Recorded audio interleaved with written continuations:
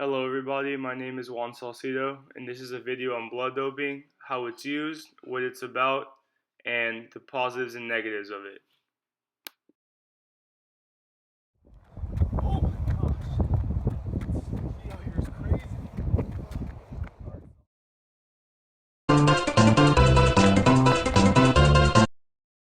Oh my gosh. This is so much. Ugh. I can barely do it.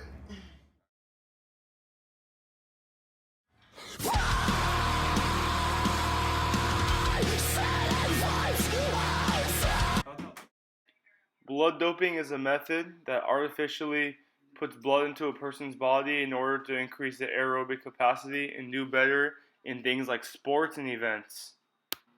Erythrocytes, red blood cells, are the most common type of blood cell in the body, with 4 to 6 million of them per square of blood, and their main function is to transport oxygen and carbon dioxide. EPO, or erythropoietin, is a glycoprotein hormone that's produced in the kidneys, is natural, and is then made in the red blood marrow in order to produce more blood cells. Unfortunately, blood doping was a scandal in the Olympic Games and is now banned for life from it.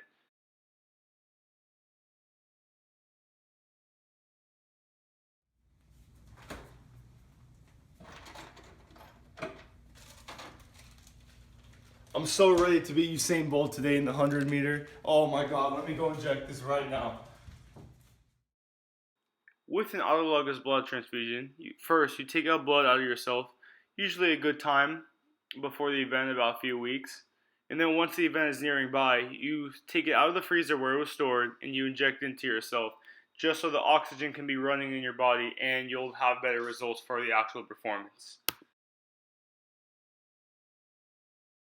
One method of autologous blood transfusion is pre-deposit transfusion, in which 3 to 5 weeks before the surgery, 2 to 4 units are taken out, and then once more, 2 to 3 days before the surgery, more blood is taken out. One advantage of this is that it eliminates the risk of potential virus transmission.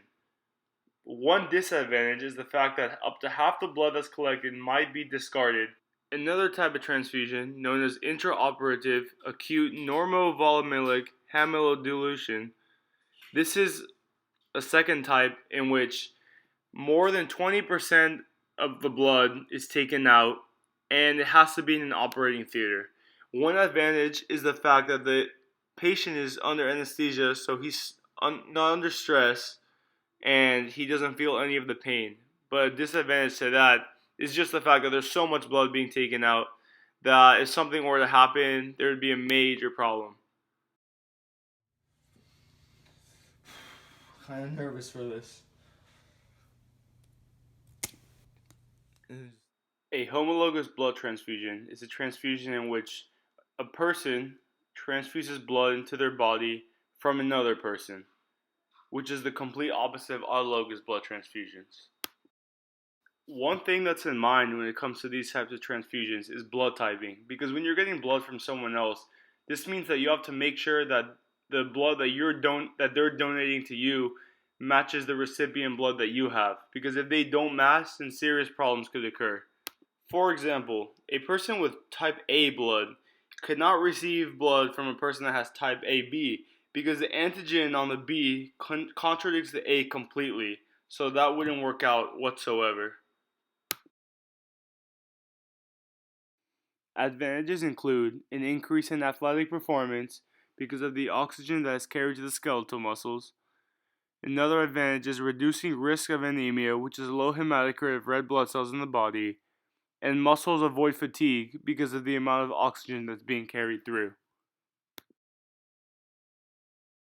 One disadvantage is the fact that because the body is receiving so many blood cells, the heart needs to pump harder, and this can lead to polycythemia, which is an increased hematocrit of erythrocytes. Another problem is that the viscosity, which is the thickness of blood, will increase due to blood cells increasing and clogging up, which can lead to atherosclerosis.